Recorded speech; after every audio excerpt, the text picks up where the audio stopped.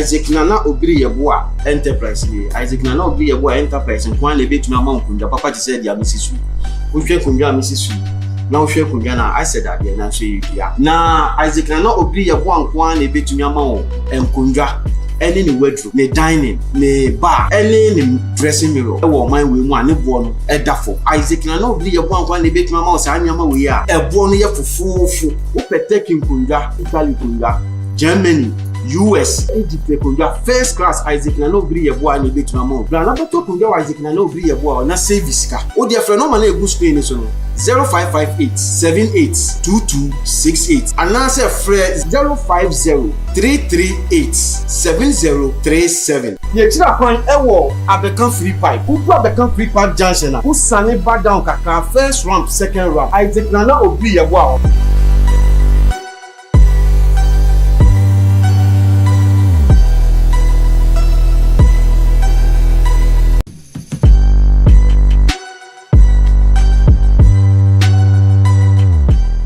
Isaac Nana Obiri Yeboa Enterprise ni Isaac Nana Obiri Yeboa Enterprise nkwan le betumi ama nkunda papa ti said ya misisu wohwe kunja misisu na wohwe kunja na Arrεsted ade na so yia na Isaac Nana Obiri Yeboa nkwan le betumi ama o enkunja ene ni wardrobe ne dining ne bar ene ni dressing mirror e wo man we mu ane bo no e dafo Isaac Nana Obiri Yeboa nkwan le betumi ama o sa anyama we a e bo no ye fufufu wo peteki nkunja Italy kunja Germany US Egypt kunja first class Isaac Nana Obiri Yeboa ni betuma mo na beto kunja Isaac Nana Obiri Yeboa na service ka o dia frɛ no ma na egu screen so no 0558782268 anase frɛ 0503387037 ye tira kwan ewo Abekan free pipe ugu Abekan free pipe junction na usane back down kaka first ramp second ramp Isaac Nana Obiri Yeboa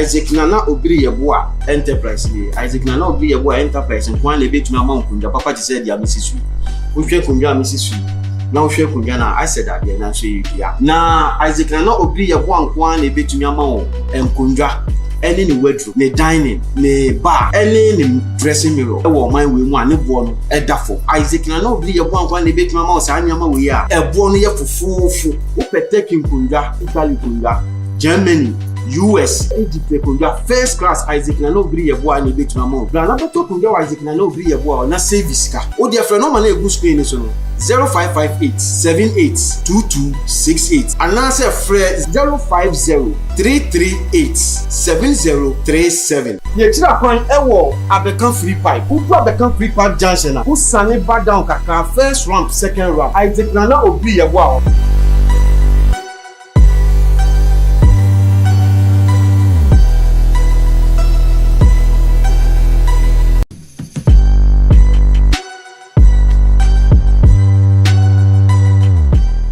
Isaac Nana Obiri Yeboa Enterprise ni Isaac Nana Obiri Yeboa Enterprise nkwan le betumi ama nkunda papa ti said ya misisu wohwe kunja misisu na wohwe kunja na Arrεsted ade na so yia na Isaac Nana Obiri Yeboa nkwan le betumi ama o enkunja ene ni wardrobe ne dining ne bar ene ni dressing mirror e wo man we mu ane bo no e dafo Isaac Nana Obiri Yeboa nkwan le betumi ama o sa anyama we a e bo no ye fufufu wo peteki nkunja Italy kunja Germany US Egypt kunja first class Isaac Nana Obiri Yeboa ni betuma mo na beto kunja Isaac Nana Obiri Yeboa na service ka o dia frɛ no ma na egu screen so no 0558782268 anase frɛ 0503387037 ye tira kwan ewo Abekan free pipe ugu Abekan free pipe junction na usane back down kaka first ramp second ramp Isaac Nana Obiri Yeboa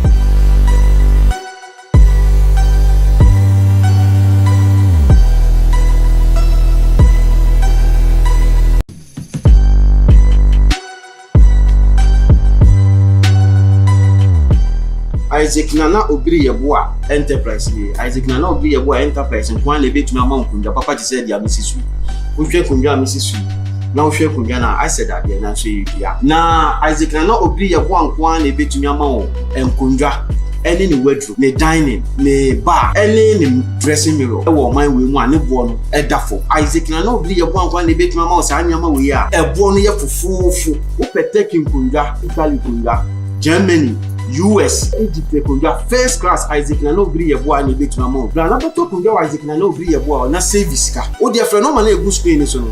0558 782268 and answer Fred 050 338 7037. Ye tira kwan ewo Abekan free pipe. Who Abekan free pipe junction na. Who sane back down kaka first ramp second ramp. Isaac na obi ye bo.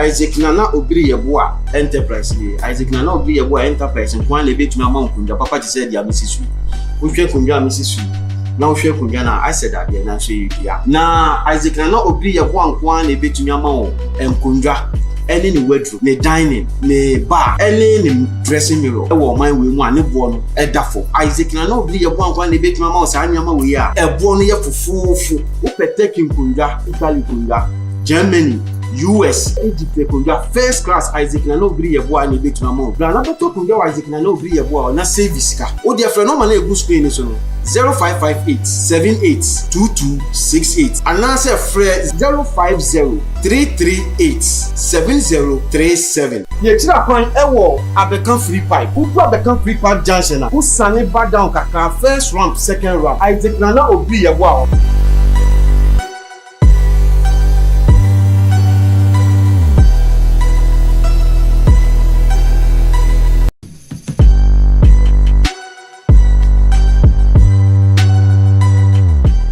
Isaac Nana obiri yeboa enterprise ni Isaac Nana obiri yeboa enterprise nkwan le betuma amankunda papa ti said ya misisu wohwe kundwa misisu na wohwe kundwa ya na Isaac Nana obiri yeboa nkwan le betuma amawo enkundwa any ne wardrobe ne dining ne bar any ne dressing mirror ewo man we mu ane bo no edafo Isaac Nana obiri yeboa nkwan le betuma amawo sa anyama we ya ebo no ye fufufu wo peteki nkundwa Italy kundwa Germany US, Egypt kundwa first class Isaac na no bri ye bo ane betuma mo. Bra na beto kundwa Isaac na no bri ye bo na service ka. O dia friend no man na egu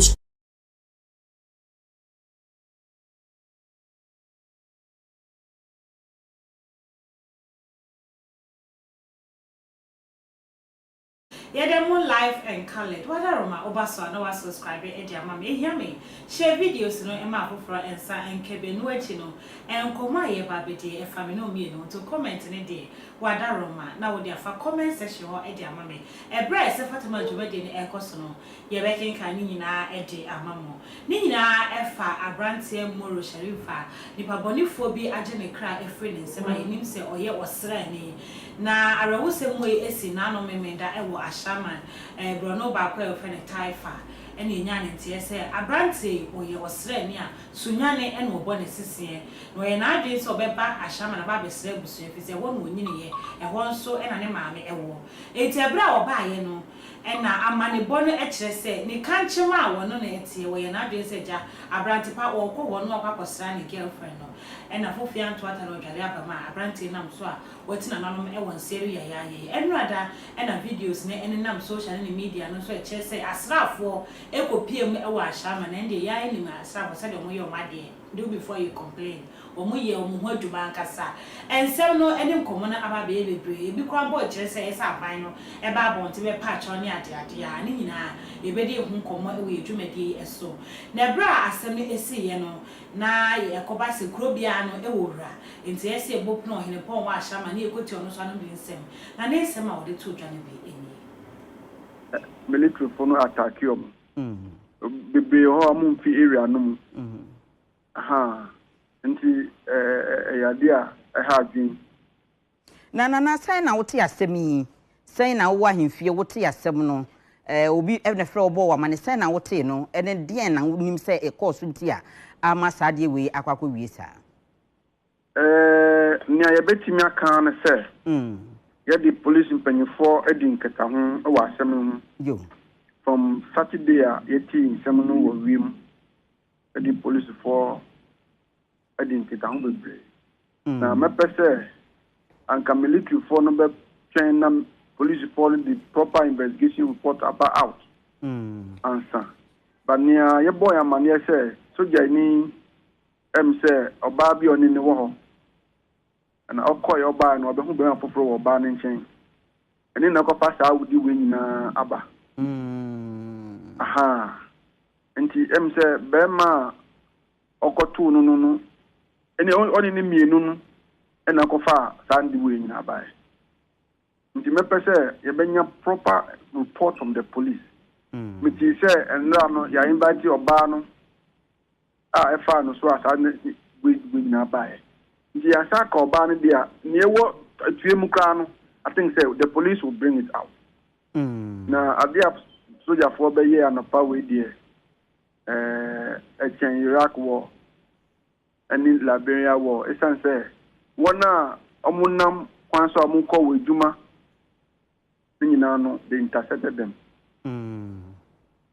yeah wona ye gwa omu dware godan show baby I think the videos no be on ma can find out ni ebe kan say nipa mienu ye mistake ni na ye wrong two mistake cannot be correct nti ebe pa soldier for no chow the amonya but na police for no ye proper investigation on for report no embra that innocent people ya attack ya buo the report ba na all these people are innocent then I'm ready to go back catch them obia wabunu wanya yale na ichi no ni mu hwi then na ban ana military beka yo ye be pa mu cho asem de mu so na badada omunya botere na partner with the police na yenya the source of the death afa yenya na ye disa nkofo no delay a ne hu say we are holding the bull by the horn but see there omu de bufo show attack everybody say omu ni ma sem no hwe yani MP kasa ye no nana yani MP kasa ye no osese ya de asrafo no nyina afiri ho enti bambo mu nsem etisen enyimrewe makosin no omu nyina amadu draw yo enti Arrεsted mu nsem be na obeka kire wo man ma ne meka kire Ashiaman manfo se we no ya mu fa ne se ye sane na abatu Ashiaman man no okay aha nti obia kana kuma ntuni yem na yemfa Arrεsted mu she Ghana police munim so mbeti na ye yo police for there ye bo mu so bombat omo ye adi papa senya mu ka se musaka obai ne watu emu bia no Ghana police will bring it out yo Ghana for ne Ashiaman for nyina kan wa kuma ntu yem asan se dia ye bo hu ban Ashiaman dia ye bo hu ban se Ashiaman dia sisa ne amaka fa ba fitenda me nai esan se ya do echiri yo na we san we abesan ye atobia nka na kuma ntu yem yo awufu a omanya sa temptation we amunko adwumayefo innocent people na yagina mofudie isu pom chow say esan we na beto omo fa mo kuma ntu yem the proper report will come out.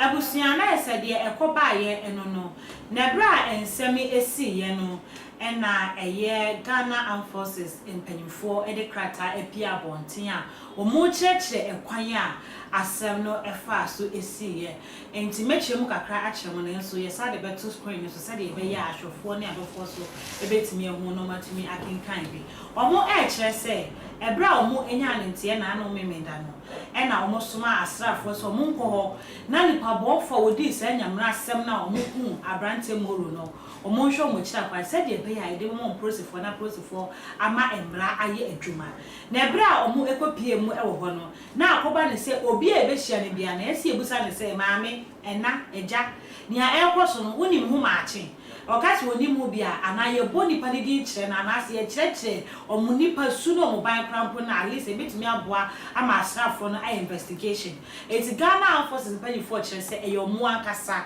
omagya tumu se omo ene soma asrafo no se omo nkoho na nipa bonfa wodi se nyamrasem no omo enkoche omo na emra no ene omu ni ne se de ese na na nyomo bu apayo enyo mani da ho se ye enkoche innocent citizens na yambu womo yamfo mu nu ateche mu nyoma yakayaka de omo se nye de na omo peno no omo tare nyina ne se de odi se nyamrasem no yensa ebeka no enti omo che se de ekwoso se ye bu womo a omu ni asem de ende omo de achopa ai why bu wa omu ni asem bi akafra nemu na omo ye nia ese efata enti ye beda bonte sa ai na asrafo ni mu bi na boys na na akasa mu se de bi omo akasa no omo sa e wo mu bi omo no musoma mo se omo enko na bra enkomo ye dia ye ko back in front no amane bona ba beto da e kire se de e ko entwa yie se de bi si adwira efie menu bi atwa mu ko no enti no sa bre no omo hwe se aban no embepa ade hye wa adwira che oni ade a enti we bi si ye no ene ye se na dan kwakufu ado Ghana man panyi wono ene eye chief in command of that Ghana Armed Forces na no nti wono de abase ne de e so oba na bepa Ghana fo nyina ache ho Deputy Defense Minister Yera kwaku menu aba bekasa wo se ache opa bia ni ho aban no won pa obi ache ne no apa obi ache ocha na emmomu wona wo ho kan ya woni masem ho hwe innocent souls na ye bo wo ne die aban betia wo kafra ba sa aban ne krata pa pia bonta pa ache de enya dia eno ebesima me nkodo nkobusa me director say wonu omo eya adwene ana say esa aban me pacho ana se ni kwan se opacho director mo akra ya me de na akomo yo Ghana forces omo de krata pia bonta omo me yate say omo ana suma boys ni so mo ena de to so bi no the Deputy Defense Minister so they say enya dia aban be pa obi acho omo ayebu omo we innocent in at least aban betimi akaka fra but say or this statement if I want to be pa Ashiaman for charge omo only say it's not the right thing only omo ya adwe okwan bi so ana say only omo ya me charity for no bi orwe we are say o yonko fi ehia sensu simbia no crack the crack and say some areas in Ghana they are noted for what we call violence. Okay.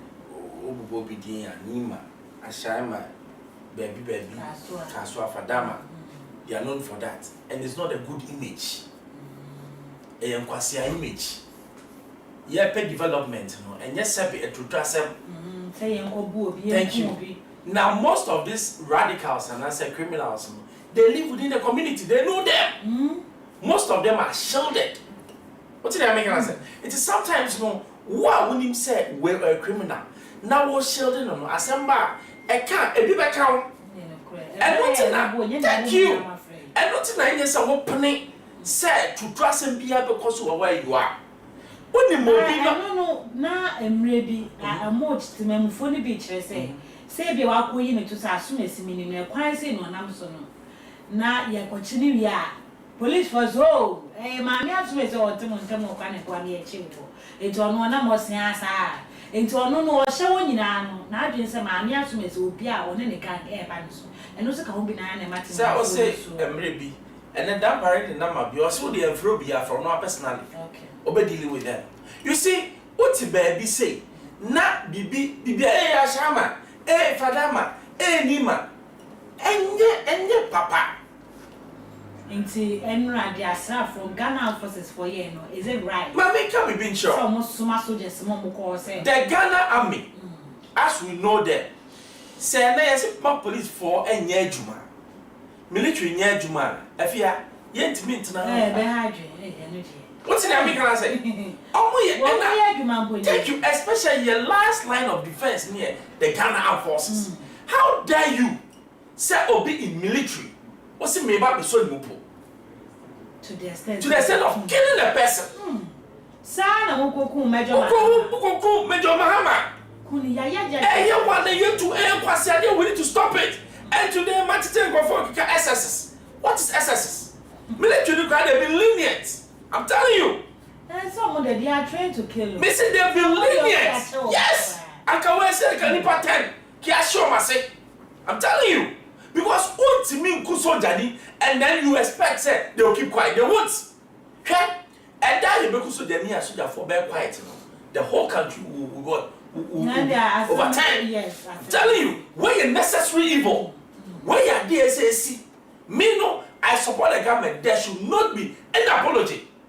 Moti wa hwehwan nkofo boni e o krom ho no ensusu aso na nem munya no say Ghana me look at the boy young man handsome obiga na ko putu no so na ba chewa papa me pa chew na ko ba bi na what fragrance say yembe no na e wonu na ka ye be you say ye ade bi a na no Canadian burger ya ye ku ya and no so no ye buy and ye say girl no and any boy until ye che on kwa che mu sa atu no and so the ade a esi sa girl we many way wo ho we akwakoto so we say adoso youth no dey ase na wo ka che a man especially say wafa boy onim say o boy but no asakofo we na sanse mi say yes obi won no hwe investment na waye wo mu na one share because so they no to tunyane o e bia ne wono so ebutu so e bia wono so ono investment no one net wo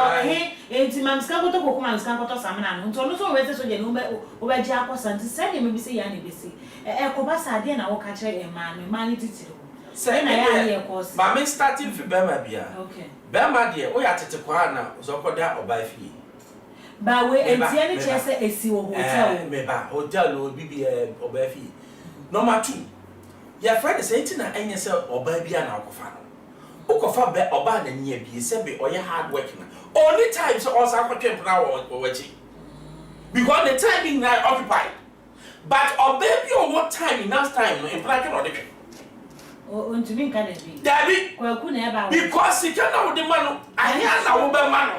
So dey do sika ya hen. Enti wo pe bia ka no be ye say oba na ye adwuma. Say your no antimi hwe no ho a eno the attitude na me say ukwa kofa Ghana ni ba no ono antimi hwe no ho a enware no ene ne kra twempna because onye ready and then na wo mu antimi hwe ho me na ma be hwe wow antimi hwe ho ti me na ma be hwe me nye bank and na say be impression na ye hwe na me ko kro mi sika ni na ma de ware a e de ne be ye it is sad dem we na e ya so de say ma yewe na man no maba omunya say wo mo akoso akuma no eno na so mo didi see o mo de o mani akoso what is wrong with us mi ji wa ha mi ji wa ya o mi ji wa kwaku ma ji o mensa ho ma ka ni nyina abo me bebo an but under the dignity of the woman is that thing down there what say na what say bibia enti ye mo say ade na me ye no insusu aso wo ho uji we no na ye den director ni en hwe sa angle we ma hwe no ma bo ne hoka emre bi taxi driver bi kokun ni girlfriend na okọ UPS say UDS rather here ma hwe no ma bo ne hoka no ntimi ko to say be ma bi wo ho no ma wo say director at times no be ma bi ameke me mu obi adwuma animtia ba adwuma na wo ye ni school wo ntimi ankopi wo si mi kwa ko show ba okolegon obi ja wo bra right na wo ne sa oh say oba no asoma say enti no I say enu nyina aka ho bi oh me a taxi driver ma me fa oba yi enko school na owie school ama wa dabi even wrong say so beka say me show bi no ma ware no dabi marriage should be based on love and trust ade mienu ipe bibi e beka obi anya wo hwa mi ana wo hwa because wo sika bu so na wo de hwa oba no ye ncho ba bia so wa hwa obi enti so ware oh the person does not owe you anything there no the entry incident na esi ye no I don't make up eh den na ekoso den na boy no e bro so ase so de ni aba be to wo do onye so de ko oye wo normal human being say me wo ku na ye den na ekoso wo e sa ma bo no wo kai ma waste mi sika ene sa ne ma we na ka wo bi enti na me ntwe ma be ma bi e me fa eno na ekoso ma sa me ku eno na make a kira say e sa wo de show adwum say hwe na me hwe no me so me yusu no me ne na da me tika I we so say oh say this on the show adwum aware bi ani senyame ya dom na ekire onyi no so be ware wa a plus. One move on. Na director you usually say said ye be ya mekun ni ma no. And ye cry in the first place e be ma akofo ba. O be ma oba ni be agyin na be ye wo de. Na wo hwe. E no na ma wo kodi ma na wo kodi awie o. Me yes I. Wo to dross, wo to paste, wo to brush, wo to samana. Wo so abode wo ko nsuo akobubu jada akoma busu ama ame ne papa. Obi anim say ya wo de. Enwumre wo ba beto pa no ni milu aba. Efia, obi sa me namfo nyina suban bi wo me ho. Me a suban me pe ma de, o mo say enye ba me pe. Na suban de ne. Na ni suban fa. Wo betia. Tia de mi tua bi da. Me kra me no kai kasa o yo ba na so onya adwuma me pese me no kra ya namfo. Uni emu wi ase. O say that be oh, that. Right now kasa na. Uni me share all kinds of me ton pure water me so a me pesa. Now we need to talk about pure water. What do you mean? Ube hunu sa nipa no kra iPhone 13. Now who need that trade na we kra for kra. Me let to check na. E fa me when ya koton. Oba onya adwuma ye ne enna ya fa na danfo. Oh. That's it. Oh, forget it. And you know, that's all near Juma. Oba Juma. Uja ka dem sisa unya Juma. Na de kofo a obi a ko school a central you know wonya. School akwa na sa unya Juma. Ye people friend. Obi timi kwa kantamanto. No accident ya oton wi no discako. Enya Juma. Wo ti fi address chapel ti fie. Say me na me mra osika. Na he say me ko first carry boy. Me ko ba boy.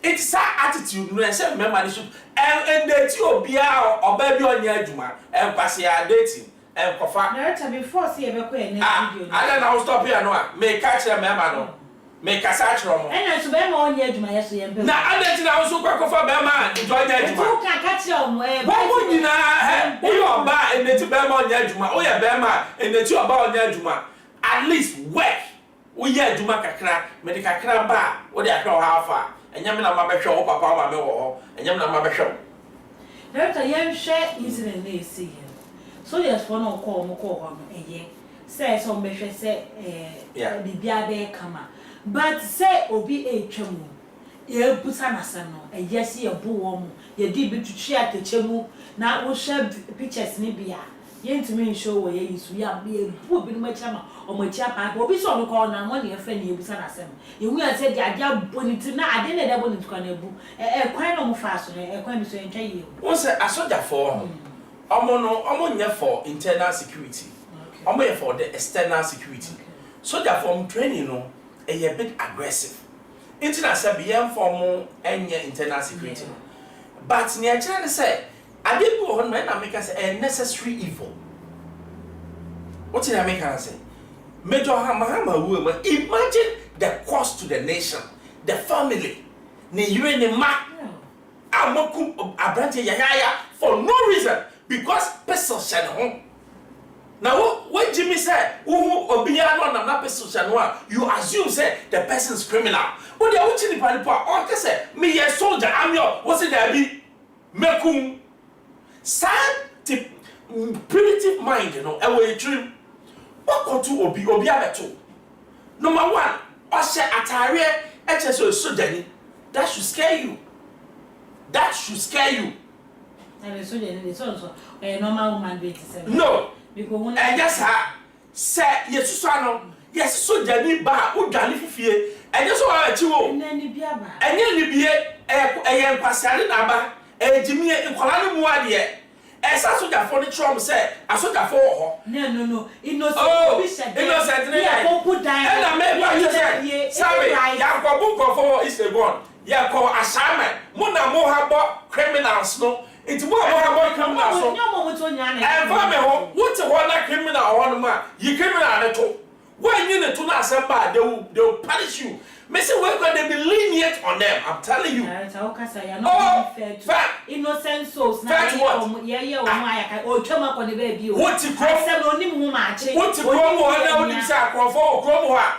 So go young to now what is that? Who want to say they be lenient? Who want to say it's about time say police. The last time they say police on more TV station. Yeah. Now mo kwa bon saying echo G views and when police will fast to handle civilians. Who need say brother say so more educated civilians mo say. Who need probably say at the area.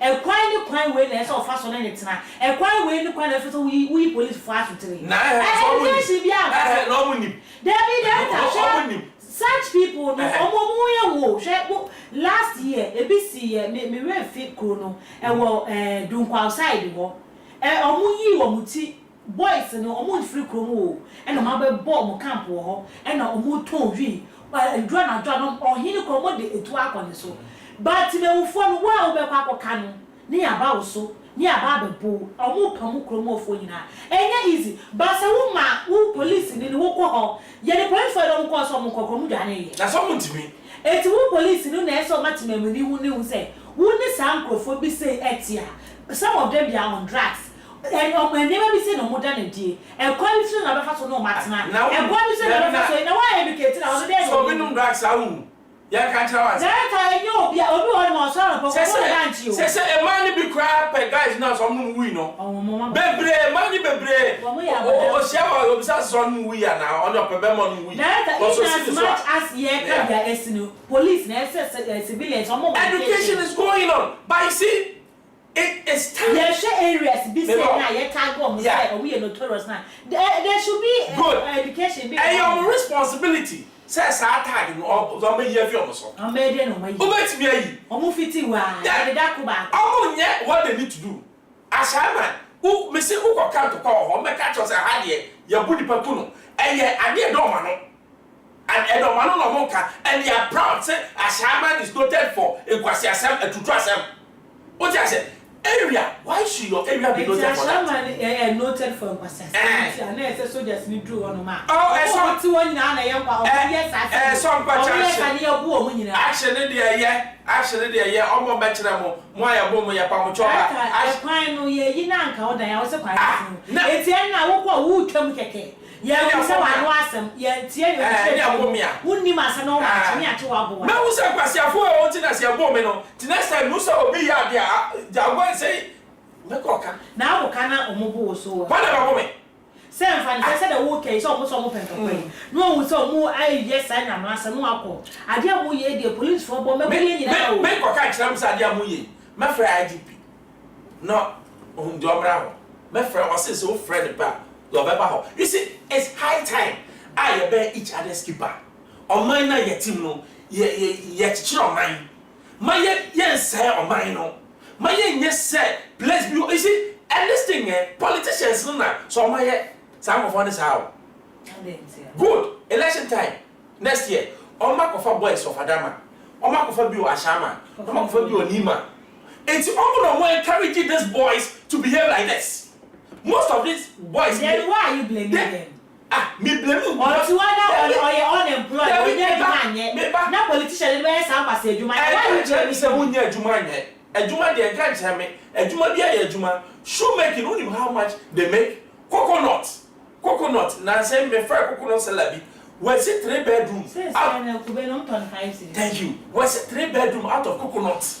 What's in America? Selling coconut. And yes, special coconut here in Waton was it 3 bedroom. It was one guy said, you may want it to trust him. You one as open, so yeah. A high time you blame the politicians. Me and they were by me catch up and listen, politicians no, they have a hand in it. These boys, they are training for what? Where election. Yeah, election. And most of them will be engaged by them. Sana, yeah, to back. Yeah, sadly, see what Zayowa show said then. Guys, no more, they were not even national security. They were boys that were party boys, and they showed way. Thank you, and they went there. Who talked about it? It's I didn't one car and by your doorstep. That's what I'm saying. Okay, there's an instant justice. No, say you must a crowd. Ebimpoa, you're your crowd. Yeah. Not me for your demarche and some not at the spot when I am bunny pania kuno. Where will say or say any girl, so also say your girl. And no edges fresh crab, no first can one anna. So instant justice not to me for ye. Who need to say so hard to and we know a course because young could not settle this on Mama. Yeah, and my mamma till baby on your young woman. So what I say? Editing mu phone so e kwan bay e na ye mpanimfo e be boa ma sa instant justice na ye chi obi an ye won ma ye se ye bo no ye bu won ma ye retire hye no ye ku no at the spot na e bi mpa no ye innocent. Ni na education. And ye justice system no very slow. They be a mechanic. Obehu obi or ye arm robber. Wako wi obi ade wo kunipa.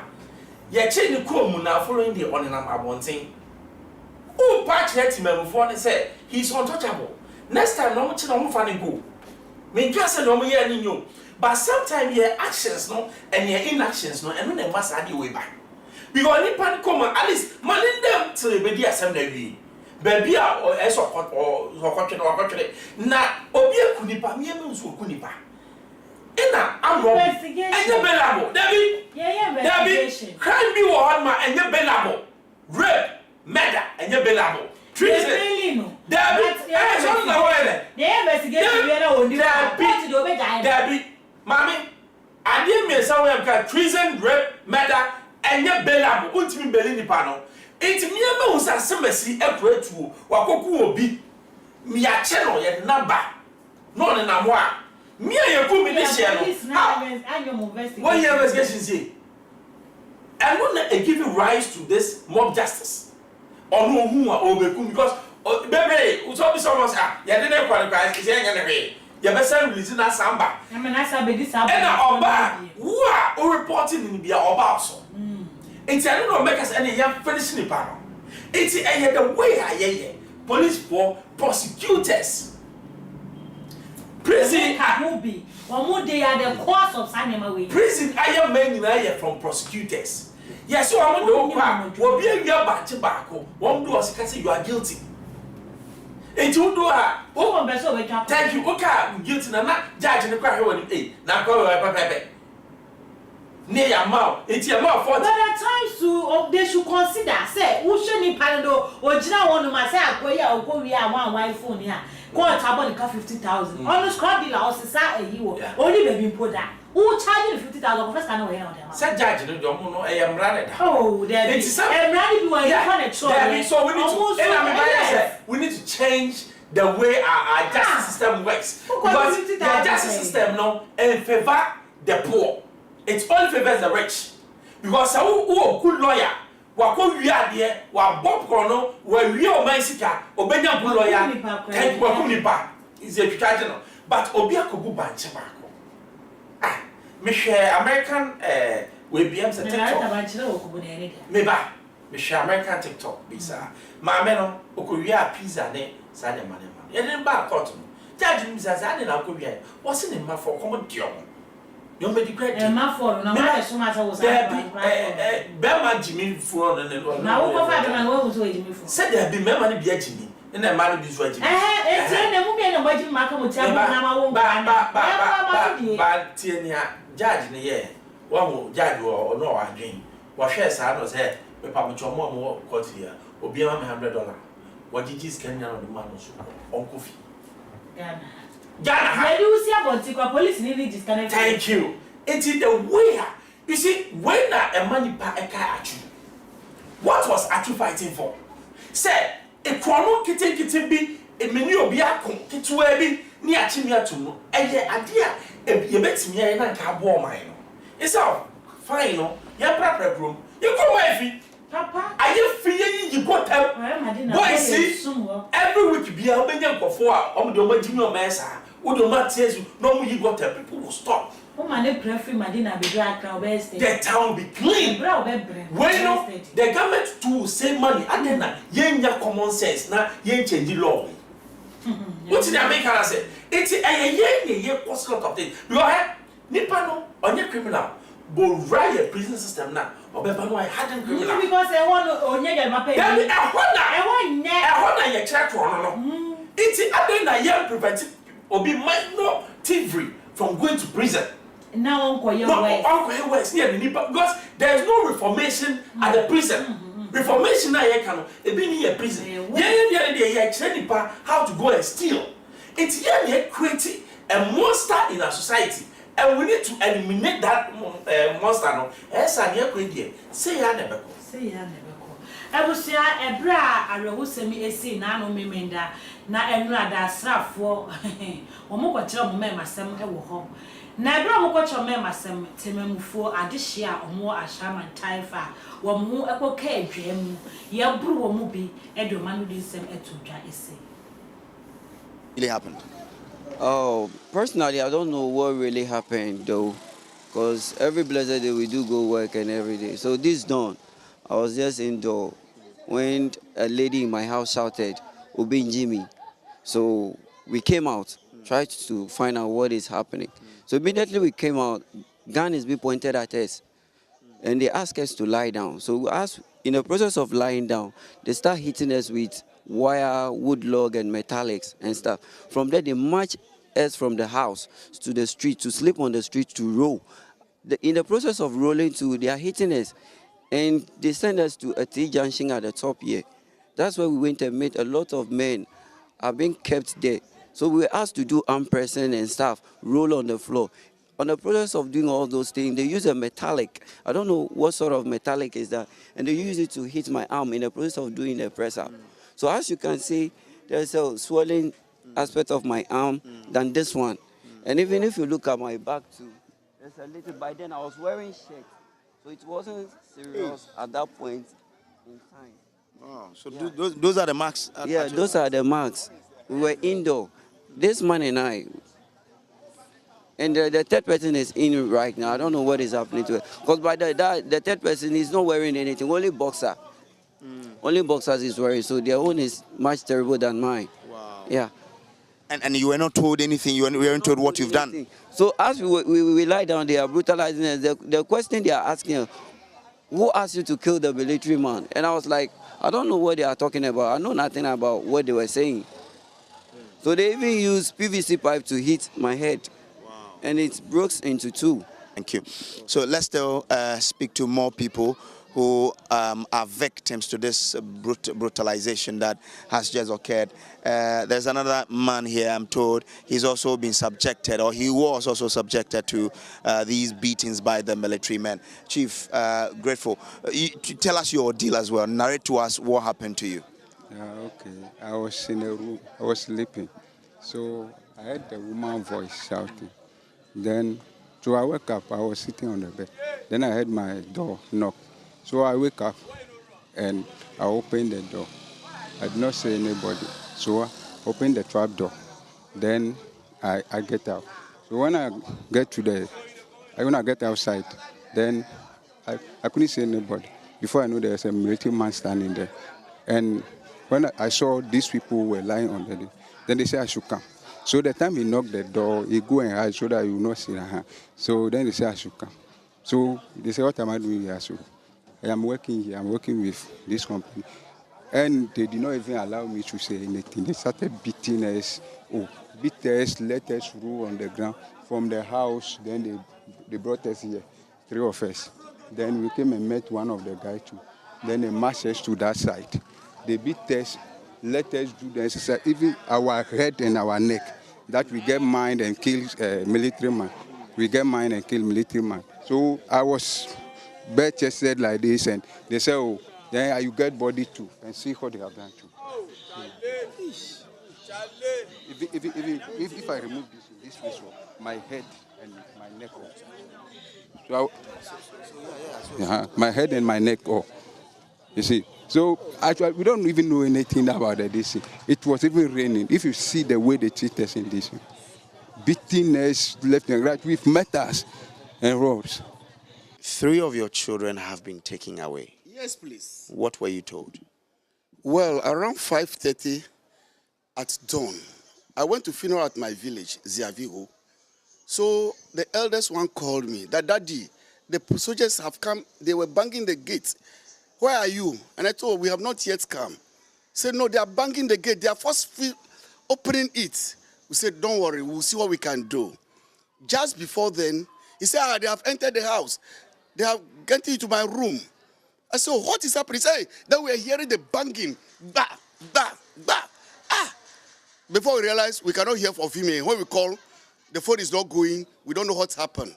So we have to call neighbors. We call neighbors to see what is going on. Eventually, I realized that 3 of them has been forcibly taken, and armed civilians. What crime have they committed? We don't know. So I have to leave whatever I'm doing to rush down. Right now, I'm coming, and then this is where you are meeting me in the house. They first opened 5 of the doors, used a catapult to break some of the louver frames and the glasses. Yes, and then broken all the levers around. A lot of things have been it's haphazard in the house. There were 4. One of them managed to escape with bruises. You have seen it yourself. They back all. They use whatever they get to beat them up. In fact, it is not a good sin. Very, very mesmerizing. So as we speak, do you know where they took your children? No place. No news about them. Their phones have been seized. How can I contact them? Yes. So I don't know where they are now. I don't know, and I don't know what to do. So I'm going to report at the police station officially. That Abusia nese adihye bia enra wo mungo ka adwamu e wa asrafo no ensem no omano di nsem e na omode atodwa no na reka mama sambra wo biem wo ni se asrafo and the police for create what time bi ato monitor men fonten because ebre bia police ni yen hwe kwan at times omode ye drivers yi fa so anything memufo ni bi o ma unti wonu masabra na wa start me enti ama akoye se okay wo chimi na we mse yeso ye becho say e ba nyon kwa na wona yeso unyi ni se no ka ho bi e na trigger boys mo ye de ho ye na boys ne de to trasem no omo ye deda me no ba ya dwen say the image of the police na dented kakra and say ye image change kakra because say police for ABI say index when about corruption no that number 1 just a woman no je bribe papa police ni hu a o check hwe was sikana na me mehwe Bεaten ama obuo kwasa baby ni omo enti no could be a factor but there is nowhere because police near here misati I would think of killing a policeman because the bigger picture is that oniwa oniwa ka the crowd dey na kwano so meet me fana and the other man will be here you Africa mo ache I mean, could you imagine a day without the police? A bit about that. No, I mean, me bizarre. Can you imagine a day? Because police, the last time they be Juma, I think last 2 weeks or so, police in the original will be. Hey, my father, who should the be any panel or take card, they were not all treating her. Now, nice. So I said, because they were only baby or free back. When you would as a policeman, why would you marry? But open on one if the other time they can't is war, and remember that who could 2 years members. But a grand man out one will go for you. Well, it's member Obi or my own nameless because Obi an agony. It's at times a quanya police if one faso a treated to memo for another so trigger because the last time guy back was our automoto so police for chain. I grab gross and nobody are there bonity. Ya boni abubu wana waboneko. Ya police na say in a different sense. But wakuni peri. It is a nipa na wakunu. Ono so be or squad. Or the Ashiaman it is a police no di but ni enkuno. Innocent so be na ono mo me I understand where you're coming from, but there are always what we call bad nights in every society. Ukwa boche kwa bad nights. But me so police ni bida. Ashiaman. Oh, boss okay, Mr. Mekosi. Okay, boss, but o kono someone no hwe. Or take it time to educate me. Say bacho kono do slow down kaka. Enti enyomu nyina. Enti wo di ofa obi ho yes who do once for thank you. Enti the same way about that no. E be so very good. No, lots of police friends are sure man the way even they relate to you. You see the police is supposed to be your friend. There are people who go SS, especially man, police for man, most of them don't know how to talk. Who show man the attitude, especially your bar now sharing no sharing and you some that asset because who need to almost why no my back which na me buy no can say bra me the me he can say we in the ring church. Yes. A mentality. Well, professional. Thank you, but mentality only for it. Because you hear image wake a cry. Who said that by no or by no a lot of reforms air crosso. She said the police face no a sanka or so be at the brother catcher. They'll discipline the person. As to whether police near could be no a dice. in a sense say yes answer ebi wo hono ma nipa no retaliate in a way into one we na fe police no moral no o bring it down bibi kra e so much say me ko na bibi nto me it no so nyina no me ahwe ni nyina yen share free this angle kwan ya ye fa so recruit as security personnel police ni no e si as show bi atum oh and ye den ya wo connection and I was kebi ko to e fa wo yenim say soldiers they were a training woman a different way kakra but at least our somebody maturity be e ka adwuma no fine boys ni na aya ade enti mo tie si Ashiaman ko wo hwe obi wo ho no ma hwe na no say de nanim tie no ko timi so no a suspect but to the extent say ma me penimoni so the money abono papa penimoni abono hwe de esi watermale e penimfo nkokora ne do ma shegata because soldier ni say the phone keke ayira o wa fro program and fun ayira na oluman ya chine ne de na shegata mu ya chi akwa ne na shegata mu ya chi mam ne na shegata mu it doesn't make sense. Until you some of them acquire a faso and for more service in mono. Ama omunya commitment in fine edumano or could do feel that in say munwa and me na could be a trigger the year with you. And I would I only mean no sir and no stance you know my stance already. There's one word that air cost organ and me feel say and was my SSOIT protocol. And then the protocol. And then the protocol. My qualify for a juma. Me or person may a juma. Why do I need somebody to push me in? It's in conform qualify no politicians name man conforming juma. And no more conform our own people. There was one case BAC a constable or catcher inspector said, do you know me? Who are you? Thank you. This thing was unheard of. But why is the constable saying that? Because our big political it's I say yeah this share person say going forward you have no way to bring anybody into the security services. Yes, security services no you are here time bomb. You are politicizing now. One day kwase be sorry and then there will be what revolution again because to time bomb na to I didn't know places be what here can say when the politics money fan ko security thank you it's a voice now no me kwase no. One, they don't have good training. You are training also now with your Canada. One by a fan to the one. Of course, the respect and the discipline that is noted for Ghana police and Ghana military. No, all of them because on obedient by it's sad there no many I say Casacha politicians say enough of that stupidity. There is nowhere Ubeka say protocol young for being shame. If all your boys are go and train them and give them what to do.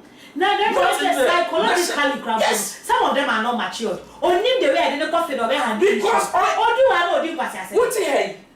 What that? Now your mouse or grass only news kind. And it's something that you are passionate about, something that you love doing. Yes. But I think I won't pay you. It's difficult to do. Then I say, how do you find what you are good at, and how do you find your profession? Anything that's like a hobby to you, that is what your profession. I don't know, Emma Abrofono, so because Edmund Noyen on Shadambre, because a idea or a passionate about. Police knew Kwachobia was on Menko. Because only need duty as a policeman. Now, police near you be able to sell your bar. No watching now, but I know you need. I say, look at this. Yes, or him police program, baby, him say, you educate some. Most of my car said, Monsieur be the education, Miriam's boss, but your frau say. Or one names my body because near we had no son as a police phone yet or chance a crime so quite tobo or do that is education, that is maturity. Way parties way the upper jumano.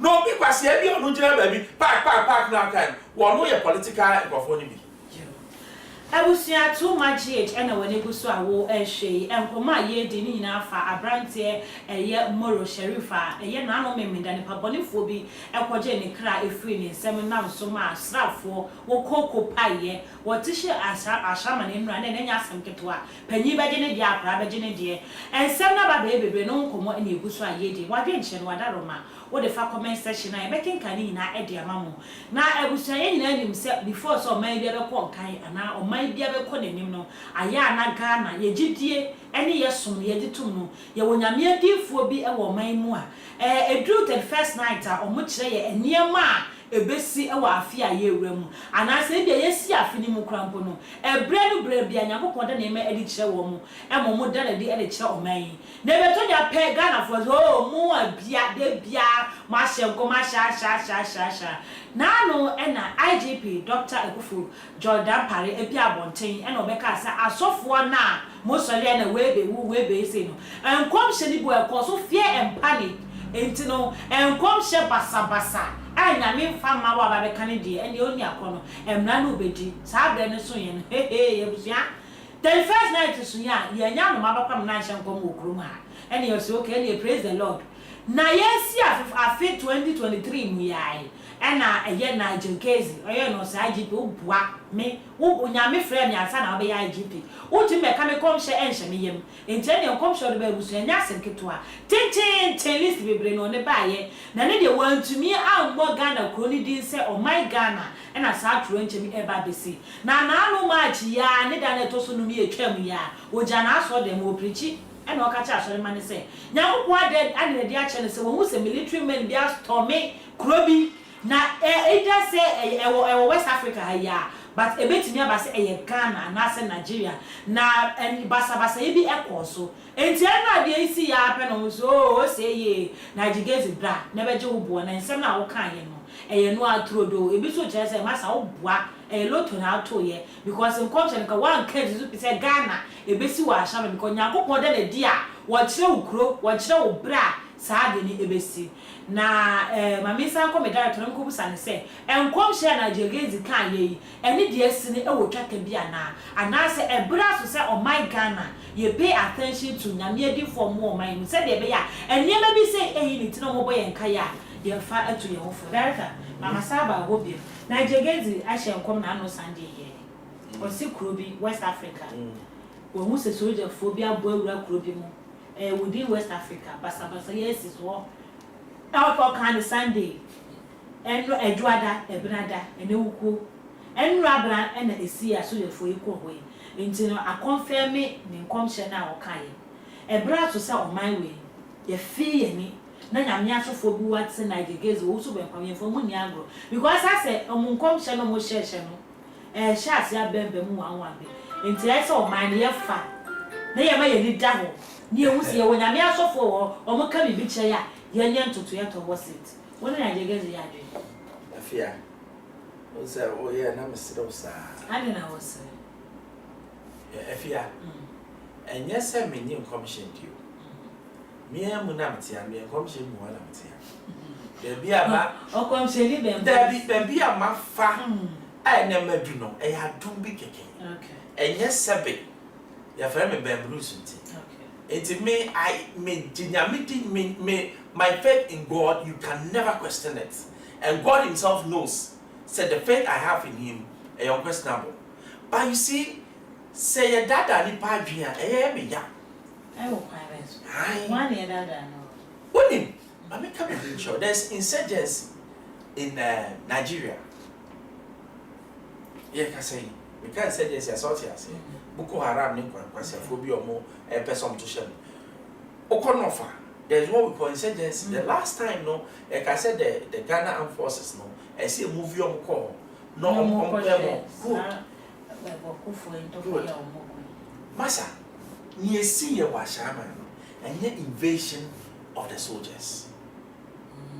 It has got nothing to do with what he said. Nothing. Absolutely nothing. Just for best stormy crobi just say mono kasa I don't know. Eh ya for say nyame ye 2 for 419 nyame ho. What are you talking about? Yes, okay na. Say God will tell you Ghana na Nigeria. Na Ghana so go. And then no pay Ghana na ya dey. Kasa Ashiaman we besi. Wo shan kom sa. Ah, na kom sha be no. E kom sha we, met me Ashiaman. Say the biasa me catch am minister. Ebre bi apebe woni ne wasema. Enya sem but ebre bi obehye nkom bi woni ne nya bi woni nkom hye. Woni nya me di agro. And on any pass so dream diagram. Because some come say we will say, and you come on. Me say, Oko Nigeria, insurgency war, almost person some amino, no column coqueleno. Over Ghana, yeah, not for no, from Burkina Faso, a confront some Roma, or some sending Ghana army, no call. This is known fact. This are statement which was made last week or last 2 weeks by the military. So what is he talking about? Say nyame yi we cha ko beka to so Ashiaman because nyame no onim ye besi location time bi onim obeka say Ashiaman soldier fo bi e ba ko say na there be invasion ti wa mo Ashiaman no problem oni ba bia bo wo hu bibia wo bo wie ekra na e ka cha na ko be on ko betimi am ka cha mli tu for mpa mo cha asem we say ne besi ti mpa mo cha yenye no wa ma asem na si ewe ni akun obi a why you saying it? What is wrong? Said ya see ebiase we no baby ebesi wo sunsun no and na esi wo mo but bunny the spiritual dey ni better o so Ghana so for there mo from asam so na pesa do and then no ya wo dey ewu afia ye ebesi wo spiritual no ye timi dane no physically wo shi obi o edin a yes wo with ne man sabu ye timi frɛ wo kra ne ba e be hye ni pa nim e ma wo te ase. Because nyame yi kira was me twam ade na wo kwa de nyame nipa no wu wia na so aba na kom hye wo ya wo ye if I saw be pa na me we nyafi mu na so wan hye so nipa no David nipa iti so wo hye kom hye zaire na udarata de ya na mo kan nipa bi wo ho ma se de no e twa se wo wo na de nyame kan ni be mu enya nkom hye bia na nyame hye se e save wo e twa se nipa ko ni wu de se save de be save enti so ye na e twa se wo ye e bi wo ho ma e bia ne hye be ne nka bia kwan ya so fa e fra asase so na e be ne hu na je wa hu Ashiaman de no ono last 2 weeks insam na esi ye no no ade na adwen fa ho no ka Nigeria de ne Ghana de na me ni si besi no enye wo ya sam na oka ne nkom hye bia me na nkom hye bia me nkom hye bia na be asem no ka na esi ya when you invasion when no ti asiana when you invasion so just when you obi o man na combat military command they say omo ya aware of the action when you idea you make us say different way go for no man ba we mu na you so da point am no when your military intelligence or make say go out there and fish out the criminals. What is wrong with this? And that Zankom no share. Director, go out there and fish out the criminals. Criminals so mudi sabu. O better no say better. What's it? Omo ku so dey. Omo better na ho. Say you ku ni pay. Who said beginning no? Yeah, member. Beginning the crane feel say boy on am on e ku no me boy. Yeah. But the military has intelligence already said. And I'm girl who says so much girl. It's ya dey na omo nchire girl no. One dey ni boy. Boy ni so omo ye. So dey ni ye ku. Eti boy na wo ni mo na obutu so na e be che no. Ade no mo mfa omo peke sa aga no fa nye investigation. Na e so omo nyina ato omo bu a. E bu omo ani kwase e bu. E bu no na make us a necessary evil. Ade bi o wa e say shows force power. Eti uji say asrafo ya ye e be ma nsachere ya ba Ashiaman na. Why? Sana ho no. Ade ti never.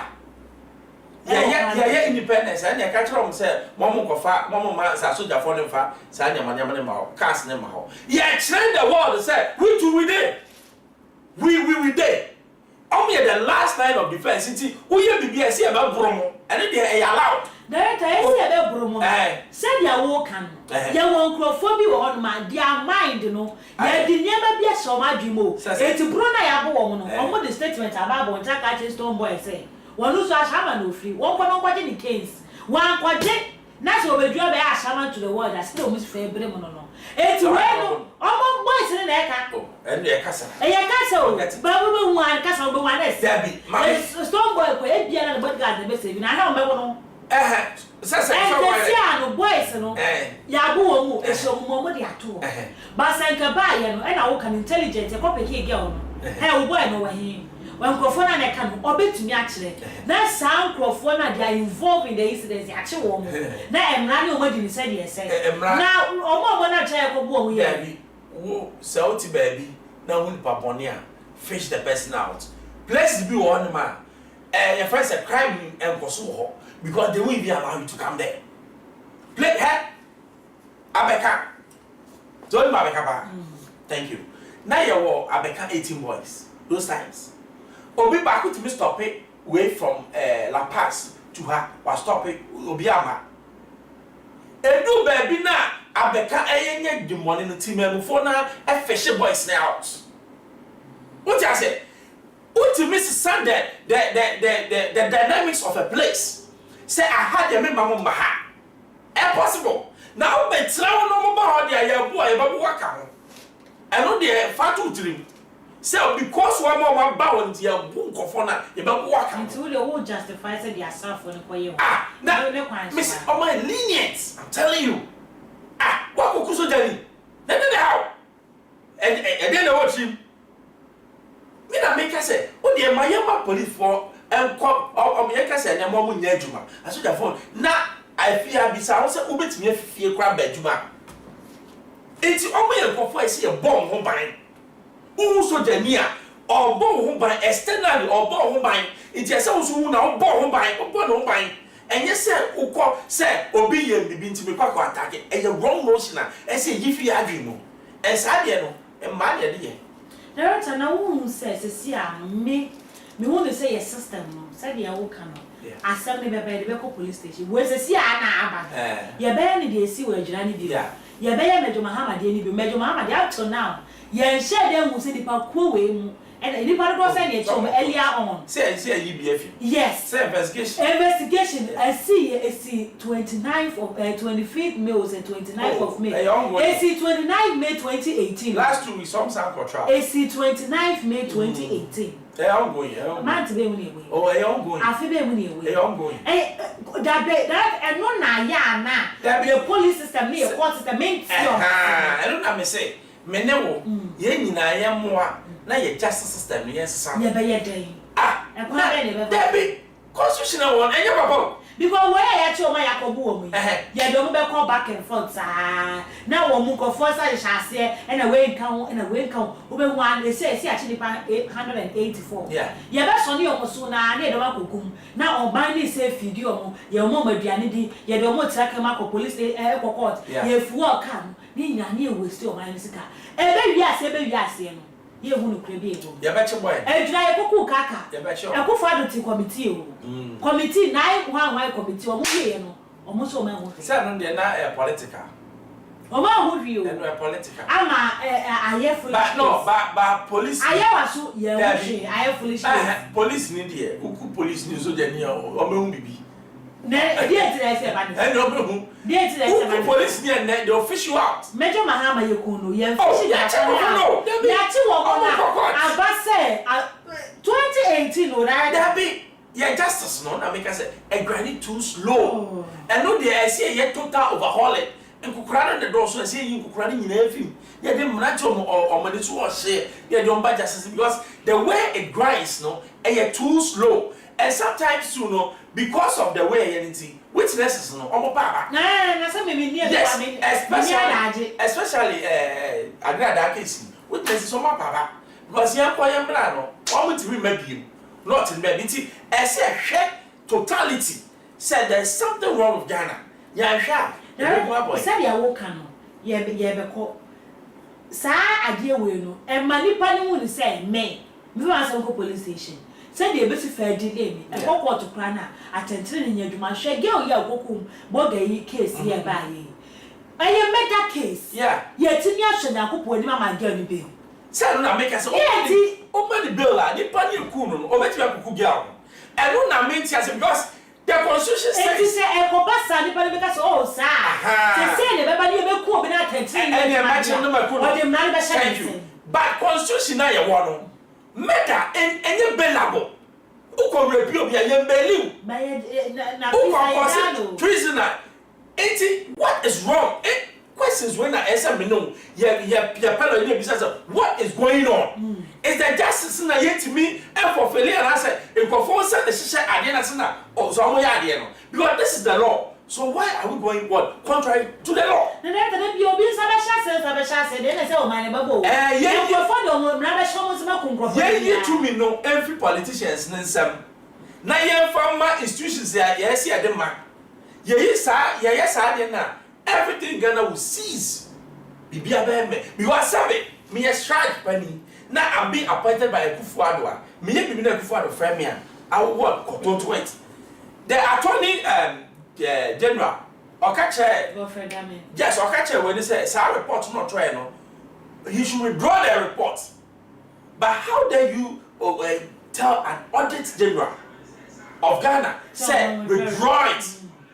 What's in the American visa? What is wrong? And that thank you. And that report has been withdrawn. It me catch when they say crime, corruption, and me just for Ghana that I just see a constitution that I know what I'm talking about. Director, na ye share me crack yes, so I share fit this angle. Say see am soldiers, police. Omonimo. Ye share papa Kofi Boache e bra oba ye. Ye share kwaya of fast to criminals as Afric Kumasi. Yeah. The strategy of the year Juma. Ye nimo say Ashiaman no go rest is here ya. Ye were guns be honoma. They are causing mess over there. But ye bet Kenya Masai incident BSC. And son as Asraf who said, yes, my military man, God out was what all ye. One himself what told you was the other moment call. Now what Kenya you couldn't pay as I'm not on Muslim. That time on the corner say ye, ye. Italian action do or won't take it now. No more Chamia Kubi or Montana Basasa and Sani. We have the men, we should go there and do what? Ukuni and sign. Ukuni, you never Ukuni and number. See a fan of mine. When him said the CDS commander, it's been appointed by the president of Ghana. The IGP's been appointed by the president of Ghana. Police for me minimum said if they want to stop crime today, they can stop it. But sometimes political, they tell you stop. In the Ghana, why? And on America, it's what is going on. And presidential staffers over 1,000. Come go ahead. Yes, one more ball at tobacco, one. Now we're about 2. No, it may be anyone somewhere. 1,000. Yeah, you are my unemployment. Unemployment. Now, uberphobia inefficiency. We are your friends a pensioner, or person give you with them. Now, conform who are they can work in other sectors. Who put here now will be a new man. Some come here tomorrow. So that for the any investigations are here. Ghana government don't apologize. I saw that for Hawaii. Who are baby now say chrono cost for 1 man. Quite say I have chrono cost for I'm a bomb. I saw that for the boom because I'm a Musradi. I see a boom, your boom upon Musradi because a many of them low. What to make a job is that? Well, girlfriend, is she your wife? Is she your wife? Ah? What's your son? No, political parties now more 2024. Microphone Ashiaman boys no. Most Ashiaman boys mo go no bana mo form na mo de omo ye we ani mo so asema fada ma for ka ho. Mo sisa mo subai na mo sisa mo di mo ko pe papa nye na atutu asem enya adwuma. Oman ye kikere sabe enya atutu asem na ye. Na de wani na de na ye de wa ho hwe. Ade no ye na ye kom se bia. Me come say now what you assemble last 2 weeks no or said Abekan Manuesi. Yo. I was see me so kakra metumi aka for the bre bia ya na meka me your ba also your ba na oba obetena se na also de wani beto akoso ekuma so onye adwuma sa o how bi si ana beto and aya na sesi ade de bia meka ye oh emema frame kwadwo ne ya woni wo so so ba me nua be e bra asem ya to no eye wono nti ena bema ba go flat at for asase we so sai dem we free with him da and sai emotional trauma na obekom no obekom to the rest of your life and ebedu nya moja na ehwegu because of one da wutiri so obetu asoka entine ena me dem slave queen ena me di memechi ensunsu aso na ebinye esi ana fisa odakra wonna because ye be tag no ye be boni di Lagos student na baby be fa bia no ye be ka se wo anya ona nam so ma boga bi uboga bi wo ye no wo kunu ape be ye din enti youth na ye ba no ene mema na mumfa mo site wutim se ge wo enya wo site no na wa kwa fa no na wa boni ho ka osimidi ni ko invest em dem kwa wo so edan so na wo bo me mu adwuma ni ntia ba wo bo dan so a Lagos girl obegya wo enti mu kati mu quote according to mu size said dey be asa eniema we nyina no ye betimi atete so efiri o man no man no etimi etu onpon me dey edi nana afiase wa oba so be hwe ye da se yes o se video no ye le to on eda ho ebere bia peso ko be betimi akwakohwe nti wada roma pia shem eko ema afoforo ensa enka bi eno achi wo wi na wa subscribe dey ma me ehia me papa eyi ebere bia ye be hia no na watumi notification no yetumi abon komo so amana ye kama director me da se Miss Medas abusu adwumadi ni bebe na wo yegusu aye de ni edi akiri asafo sa ba Ashiaman biem ana se omagya wo mo sa wo ma ya chi wo no investigation be kosei too much age ya hye mo body better for me afasa asem we no ye ba be so mo efiri kese yeso abusu ya makra